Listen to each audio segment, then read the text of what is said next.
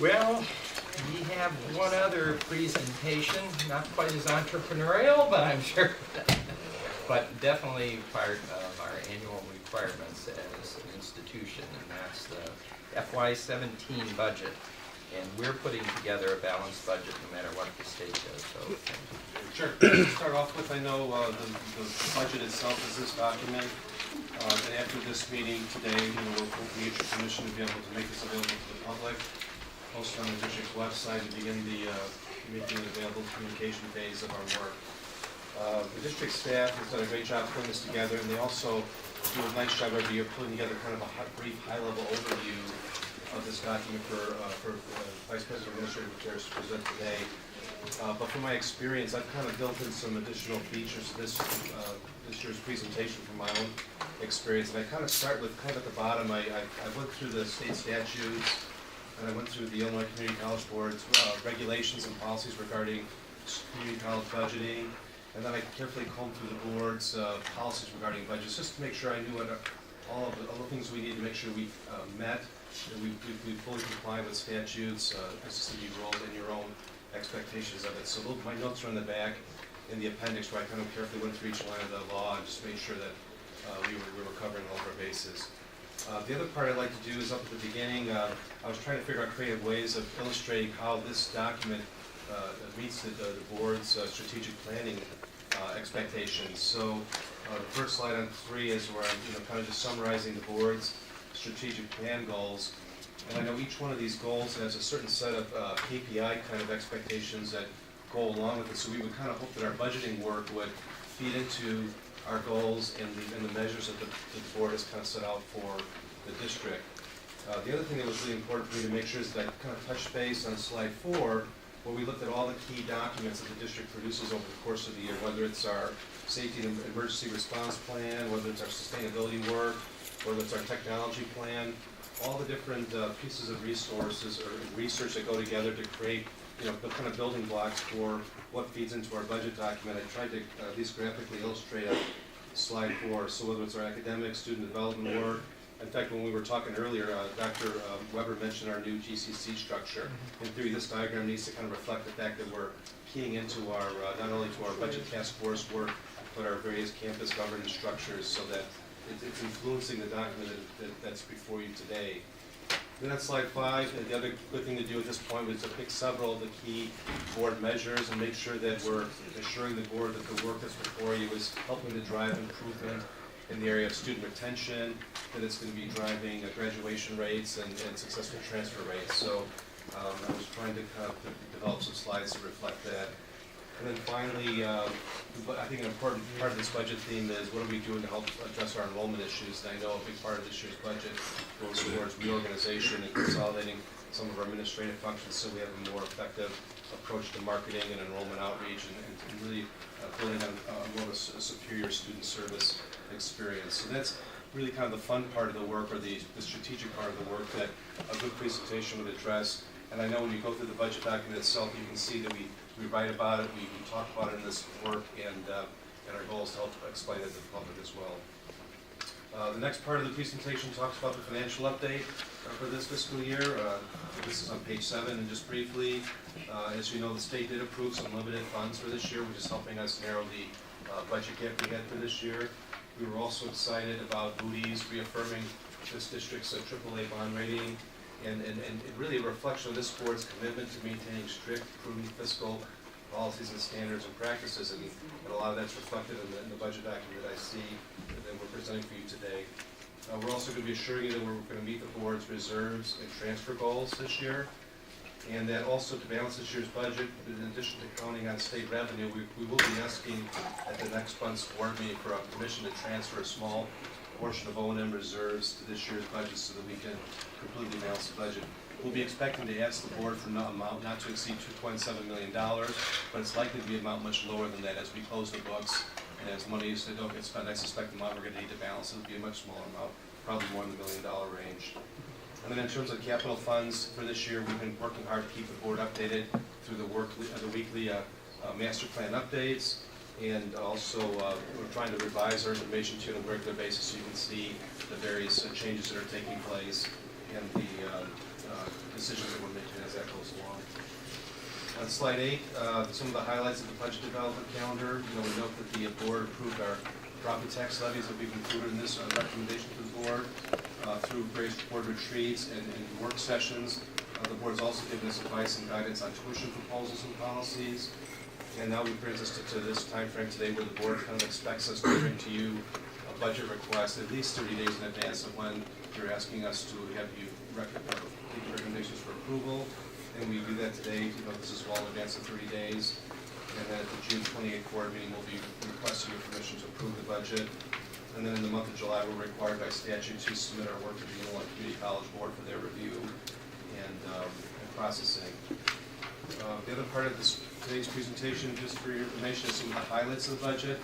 Dr. Weber has not asked me not to read it all carefully to you, but just to reflect that there's a number of very positive things that this budget's doing for the district, despite some of the financial pressure that we've been under. And so this slide really just seeks to reinforce a number of the positive things. I remember the last month's board meeting, we talked about the reorganization work that the Workforce Professional Development Institute is doing, and that's going to bring a lot of very positive things to this district. The last month's board meeting, too, you recall, we also approved the Fresh Ideas vendor, which is going to bring a positive new round of food experience for our students. And with the state's help this year, we're also assuming that if we get about 80% of what the state's promised us, that's kind of what we're assuming this budget, we should be balanced. On the other part of the highlights, on number 10, we tried to also summarize some of the cost reductions and efficiencies that we built into this year's budget, some of them by board request or direction, some of it through staff initiative, but really the combination of these things are really helping us control costs for next year. I think a little bit later on you'll notice this is the first year their actual budget declines a little bit from the prior year. We're not growing, and much of it due to the changes and efficiencies we baked into this year's plan. On page 11 is a 5-year summary of our operating fund trends. You can see the blue bar is the expenditure, the red bars are revenues. And as you've noticed, every year over the last 5 years, we've done a good job making sure costs were below what our revenues are. This fiscal year, you can see the bars are very close, which is why we'll be coming back to the next month's meeting asking for a little bit of a transfer to make sure that 16 days balance, so that this won't be the first year we don't balance the budget. It's also something I think the Moody's rating agencies are kind of counting on us to hit our targets every year, so this will help us meet the rating agency expectations as well. In terms of 12, this is a summary of our revenues. I know you know the story well, but a good portion of our revenues in this year's budget is coming from local property taxes. Another big portion is coming from tuition and fees from the students. And the state share is now declining to a number a little bit below 7%, just based on the current political reality. I just know from my experience in Illinois community colleges, the state historically was supposed to fund about 30% of a community college district's budget. That hasn't happened in a long time. And clearly, that aspiration will never happen again. But this is something we kind of fondly look back on and wonder about. Slide 13 is the slide that kind of just summarizes a little more detail on the property tax revenue assumptions that are baked into this year's budget. And as you can see, we're assuming about a 1% increase in the property tax revenue. About 0.8% of it is coming from the rate of inflation and then what we're capped to, and the other difference comes from new property growth. That's allowing us to increase the levy by about 1%, or about $760,000. Those you see from that little small inset chart on the right, and really the rate of growth for Texas has been well below 1% the last 3 years, so it's really not a revenue source that we've been able to rely on, and probably won't be able to rely on going forward, for at least for the next several years, given the way we've had that kind of anemic economic growth. Slide 14 talks about our state revenue assumptions. This year's budget, we're assuming 80% of the revenue will be budgeted for this year, or about a 20% reduction from what would have been our experience. The apportionment increase would be about 6.5%, and the vocational grants a little less than $500,000. And as you can see from the earlier slide, our share of the budget coming from the state was 8%, is now a little bit below 7%. And a little final note on the slide too, we're committed to coming back to the board if the state budget as adopted doesn't come in at that 80% level. We'll be coming back with a revised budget. We recognize that if for whatever reason our conservative assumptions aren't reached, we'll need to make adjustments in that second quarter of this year to keep ourselves in line with the board's conservative financial expectations of us. Next slide on 15 talks about the tuition component of our budget. We're expecting a 2% enrollment decline in our projections. This budget's reflecting the credit hour tuition increases and fees that the board approved in February. And those assumptions are getting us an increase of about 4.7% in assumed revenue from these rates, and that the actual revenue increase would be more like about 3.2% given the enrollment offset.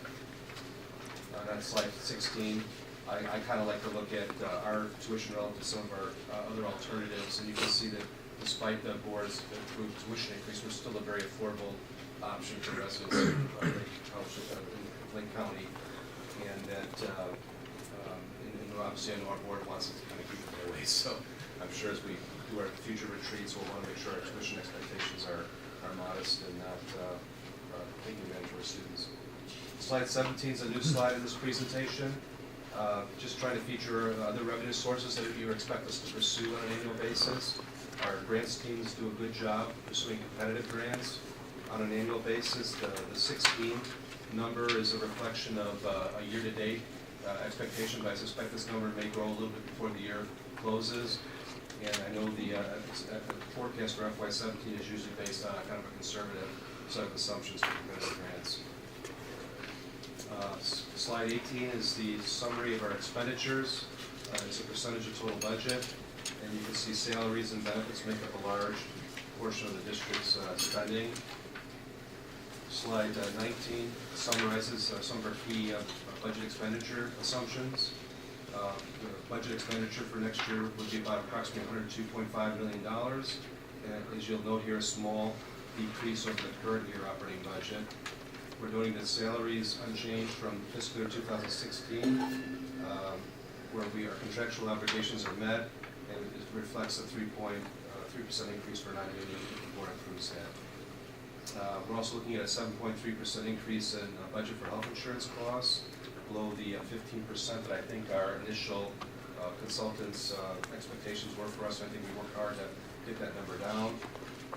We're also looking at a 1% increase in non-personnel expenditures, and we're leaving the district a modest contingency of a little over $500,000. And this budget also assumes that we fund our debt service that's required for in the master plan. Finally, in terms of the operating fund balance, we're expecting the operating fund balance at the end of the year to meet the board's targets, and it should be well above the board's target. 25%.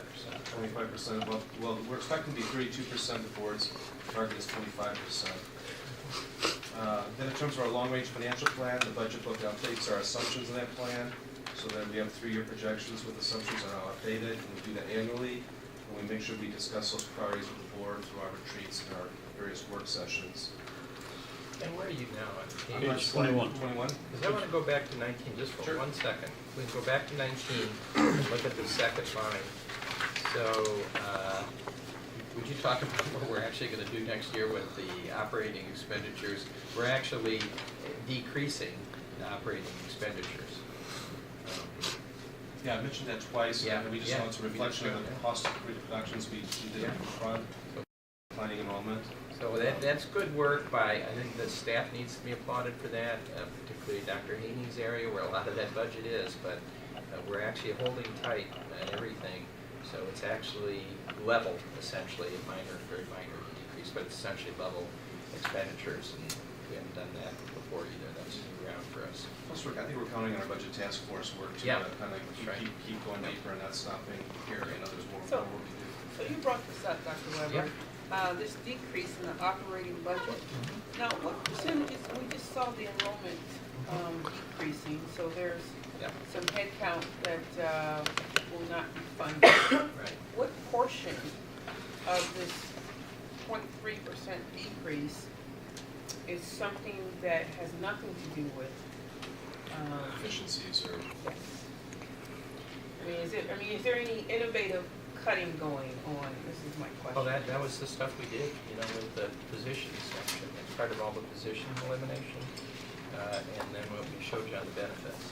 That's part of all that. And part of the document and part of our work, and even over this next month, is hoping to confirm that, because that's really a big part of the story, is what's the detail behind reduction of positions. Here on slide 10, we're talking about a reduction of 20 positions from the prior year's budget.